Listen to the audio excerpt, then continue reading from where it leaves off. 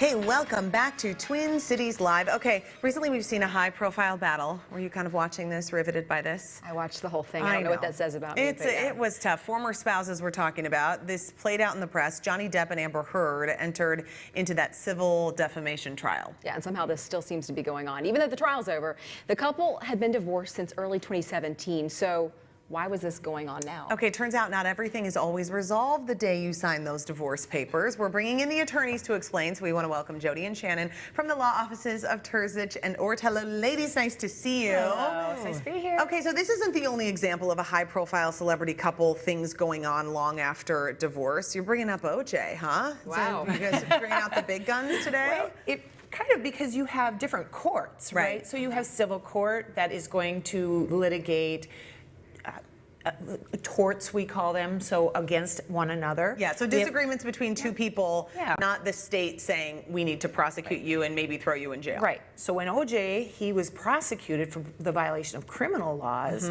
found not guilty, but then the families of Ron Goldman and Nicole Brown Simpson sued him in civil court for those torts. So that's what is going on with Amber and Johnny, is they're just raising claims that are outside of family court. What's interesting to me about this, Shannon, too, I don't know if you can speak to this because I'm throwing this out of the blue, but is that they were choosing, like they chose Virginia, right, to do that.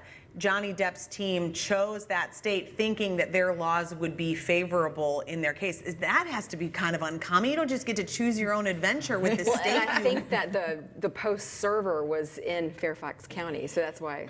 So typically when you go through a divorce process in the state of Minnesota, any kind of collateral claims, right, whatever that is, litigating about who is required to follow through or adhere to the terms they agreed on, that would all happen in family court in Minnesota. Okay. So it is unusual that they would have what we call choice of law. Where are you going to go litigate if something goes wrong other than the state that you live in? I guess if you're a celeb and you've got a private jet to get you there, then you just roll with it. I don't know. What does a divorce not cover? When you think about, you know, all the things that a divorce handles, what are things that are sort of left out of that? So in this case, you do see them fighting about this slander and the libel. I mean, there would be other things like if there was domestic violence, there had been some kind of injury during you could sue your spouse for that damage. You could sue your spouse for if there were sexually transmitted diseases.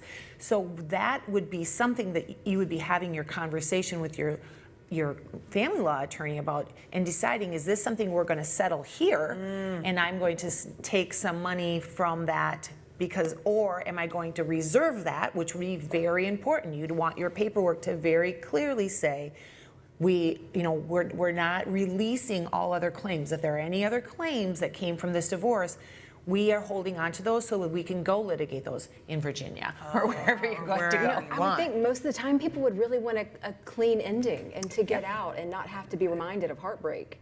Our goal when a client comes in is to try to comprehensively settle everything, right? So we tend to include language that would say there is a complete release, that you're not suing each other in civil court or you're not having any of these collateral kind of cases occurring. So we try to get people to the path where they're done and they can be done litigating just so they can move on. Because finances are one thing, but I know you guys are always working to try to minimize the emotional damage because it's not, I mean, whether there are children involved or not, I mean, the more you're going at and fighting and fighting and fighting, it's trauma. Yeah, it's not good.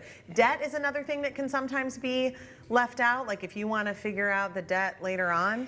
And not on purpose, but if your decree isn't written in a way that covers you, if I'm taking your debt or our joint debt together, right, and I file bankruptcy, now, Wells Fargo can't come after me because I'm judgment proof, right? But they can come after you because you signed that contract on our joint debt as well. And if our divorce decree doesn't say you can come back after me if I discharge it, then you could be responsible for that debt. It's interesting. Well, you know, I have a question. Do it, do it. So, you know, this week we've seen Amber Heard going on several morning shows discussing her claims that were settled apparently during the lawsuit and in the trial. So could we see another lawsuit, you think? I suspect, although we don't know, that there's probably an agreement about what can be disclosed and what can't be disclosed, right? As part of this is, what are we going to say? Could there be another lawsuit? I suspect there could be if there's another claim that This could be you going on further forever. defamed me. Oh my gosh. But I do want to ask you too, before we go, about the money thing. So if someone wins a judgment, and this is just like in general, if it's okay, so John, that judge said she has to pay him $15 million. And then I think there was like a whatever. I think it was going to end up being like 10 million. She's like, I don't have this kind of money. What happens then? Like, what goes on with the money? Is she just going to her tombstone? And do with they the confirm debt? she doesn't have the money? Because Right. She has to disclose her assets, and then that can, there's pieces of it that she can keep, but then beyond that, he could grab those assets and pay her. It'd be like she can pay her rent, but then that's it. Okay. Yeah.